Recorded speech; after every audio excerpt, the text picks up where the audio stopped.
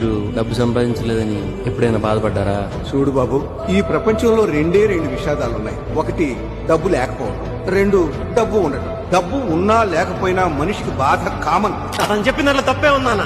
Pan shop వాడితో బతుకు కదా, కొబ్బరి మండలం అమ్ముకునేవాడితో బతుకు కదా, మెకానిక్ షెడ్ వాడితో బతుకు కదా, డ్రైవర్తో బతుకు కదా. నీలాంటి లెక్చరర్లు, డాక్టర్లు, ఇంజనీర్లు బతుకులా? సాఫ్ట్వేర్ ఇంజనీర్, డాక్టర్, మీలాగా లెక్చరర్ అయ్యంత తెలివితేటలు నాకు లే.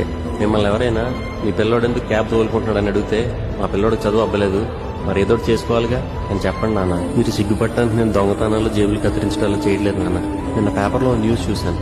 ఈ పిల్లలు ఎలా ఉండాలని ఆశిస్తున్నారని పేరెంట్స్ ని క్వశ్చన్ అడిగితే 78% మంది కెనడాలో, 70% మంది యూకేలో ఆనందంగా ఉండాలని అన్నారంట. లైఫ్ లో సెటిల్ అవ్వాలి, డబ్బు బాగా సంపాదించాలి మాత్రం మన దేశంలో పేరెంట్స్ అన్నారంట.